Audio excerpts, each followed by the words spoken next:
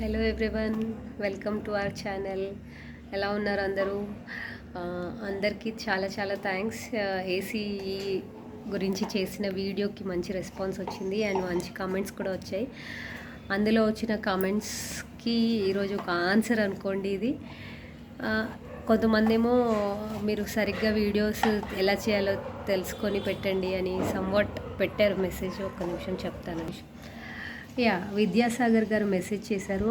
Madam గారు, company problem కాదు, service problem, ఇది సర్వీస్ సెంటర్ ప్రాబ్లము. ఫస్ట్ మీ రివ్యూ చెత్తగా ఉంది. ఓకే, నా రివ్యూ బాగాలేదంట. అంటే నేను అవస్థ పడిందే నేను అక్కడ చెప్పానండి. వేరే వాళ్ళది గూగుల్ రివ్యూస్గా చూసి మాత్రం వేరే వాళ్ళని కనుక్కొని అయితే చెప్పలేదు. నా రివ్యూ మీకు మంచిగా ఉండొచ్చు, చెత్తగా ఉండొచ్చు, దట్స్ ఓకే, ఫైన్, నేను యాక్సెప్ట్ చేస్తున్నాను. మీరు ఒక్కరే కాదు, కంట్రీ అంతా కొన్ని ల్యాక్స్ ఆఫ్ ఏసీ కొన్నారు. ఎస్, కొన్నారండి, కొనలేదని నేను అనలేదు. ప్రాబ్లం అనేది వాళ్ళ house electricity or area issue etcetera వల్ల రిపేర్ వస్తుంది. Don't talk bad on any brand. Okay, కరెక్టేనండి. నేను వాటి వల్ల రాదు అని కూడా నేను వీడియోలో చెప్పలేదు. మీరు అన్నదంతా కరెక్టే. ఎలక్ట్రిసిటీ కావచ్చు, పొల్యూషన్ వల్ల కావచ్చు, ఏరియాలో ఉన్న దాన్ని బట్టి కూడా ప్రాబ్లమ్స్ అనేది, ఇష్యూ అనేది వస్తుంది, రిపేర్. నేను బ్రాండ్ని బ్యాడ్ చేయట్లేదు, బ్రాండ్ని బ్యాడ్ చేయకండి అన్నారు. చెప్తాను దీని గురించి ఆన్సర్ కూడా. అది మీ ఏరియా సర్వీస్ సెంటర్ వాళ్ళు చేసే వర్క్. సర్వీస్ సెంటర్ మీద కంప్లైంట్ చేయండి. ఫస్ట్ వీడియోస్ ఎలా చేయాలో నేర్చుకొని వీడియో పెట్టండి. సర్వీస్ సెంటర్ మీద చేయాలి అంటే సర్వీస్ సెంటర్ వాళ్ళు అనేది ఎవరికి తెలుస్తుందండి? ఇప్పుడు నాలాగా కామన్గా ఇంట్లో కూర్చున్న వాళ్ళకి తెలుస్తుందండి. ఓకే, నెక్స్ట్ కంటిన్యూగా ఆఫీస్కి వెళ్ళే వాళ్ళకి సర్వీస్ సెంటర్ ఏముందో తెలుస్తుందా? తెలియదు కదా. మనం ఒక ప్రోడక్ట్ని కొన్నాము ఫలానా బ్రాండ్లోంచి అంటే మనం ఏ ప్రాబ్లం వచ్చినా కానీ దానికి ఆ బ్రాండ్ వాళ్ళకి కాల్ చేస్తాం.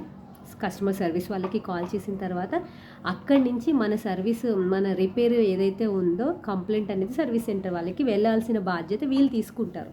అంతేకాని నేను ఏ సర్వీస్ సెంటర్స్ ఉన్నాయి, ఇక్కడ నా ఏసీ ఏ సర్వీస్ సెంటర్లో ఉంది అనేది నేను చూసుకోలేను కదండి. మీరు అన్నది కరెక్టే, సర్వీస్ సెంటర్ వాళ్ళ ప్రాబ్లమే, కానీ క్లియర్ చేయాల్సింది ఎవరు? కంపెనీ వాళ్ళే కదండి. నాకు ప్రోడక్ట్ వారంటీలో ఉంది కాబట్టి, వారంటీలో లేదనుకోండి, 5 years అయిందనుకోండి, నేను ఏ సర్వీస్ సెంటర్ నతనన్నా పట్టుకొని నేను చేయించుకోగలుగుతాను. కానీ వారంటీలో ఉన్నదానికి బాధ్యత కూడా వాళ్ళు వహించారంటే నేను 50,000 60,000 పెట్టి ఏసీ కొని కూడా వేస్ట్ కదండి. అది మీరు గమనించుకుంటే బాగుండేది. That's okay. నాకు ఒక బ్రదరు ఎలాగైతే గట్టిగా సమాధానం చెప్పి నన్ను ఆపుతారో అలా మా బ్రదర్ లాగా మీరు చెప్పారనుకుంటాను. నేను అట్లా ఆడ్గా ఏం తీసుకోవట్లే, కానీ దానికి ఆన్సర్ చెప్తున్నాను.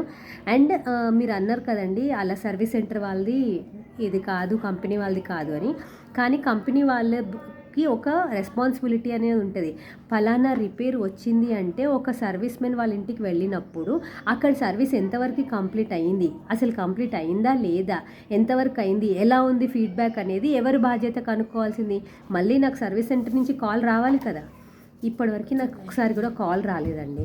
రీసెంట్గా 4-5 days బ్యాక్ కూడా నేను ఇదే పని చేశాను. అప్పుడు కూడా సర్వీస్ సెంటర్ వాళ్ళ నంబర్ నాకు ఇచ్చారు. నేను అతనికి ఫోన్ చేసి చేసి చేసి విసిగిపోయాను, యాజ్ ఇట్ ఈస్ సేమ్ మొన్నట్లాగానే. కానీ వాళ్ళు ఎవరు మా ఇంటికి రాలేదు. ఇక్కడ నాతో మాట్లాడిన అతను మాత్రం రాకపోతే చెప్పండి అది ఇది అన్నాడు. చూశాను ఇంకెన్ని డేస్ నుంచి నాకు కాల్ రాదని, రాలేదు. 15 days చూశాను, 10 days చూశాను, అయినా నాకు కాల్ రాలేదు.